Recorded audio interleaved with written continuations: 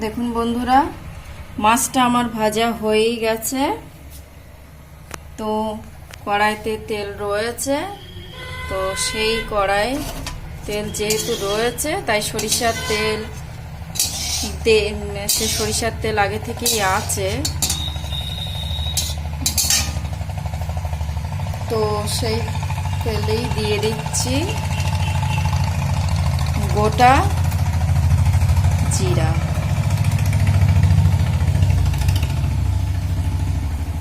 আর সঙ্গে দিয়ে দিচ্ছি তেজপাতা।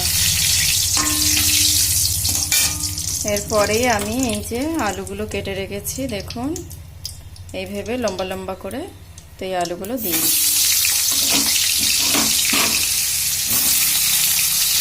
দেখুন বন্ধুরা, আলুটা হালকা হালকা ভাজা হয়েছে, তো এর মধ্যে দিয়ে দিচ্ছি পেঁয়াজ আর লঙ্কার কুচি।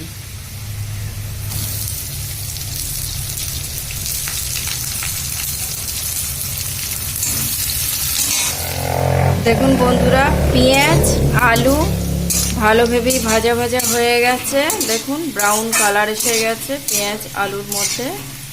তো এইবারে আমি দিয়ে দেব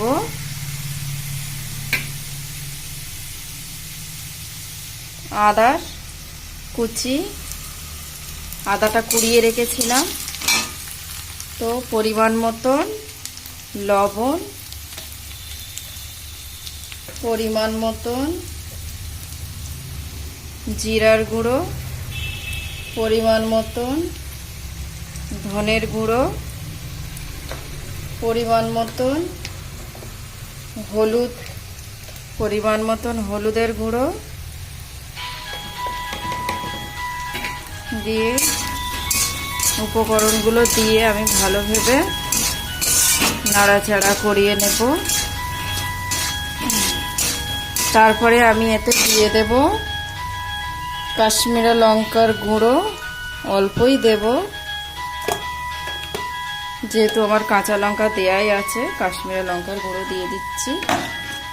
এইবারে আমি এতে দিয়ে দেব পরিমাণ মতন জল। দেখুন বন্ধুরা, ঝোলটা আমার ফুটে গেছে। তো আলুগুলো দেখুন, আলুগুলো সিদ্ধ হয়ে গেছে। এবার আমি এতে দিয়ে দেব ভেজে রাখা মাছগুলো। দেখুন মাছগুলো আমি দিয়ে দিচ্ছি।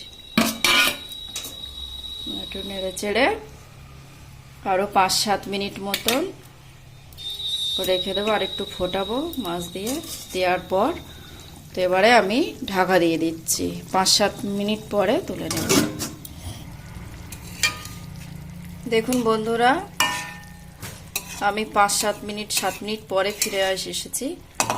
7 মিনিট পরে ফিরে এসেছি। দেখুন আমার রান্নাটা হয়ে গেছে।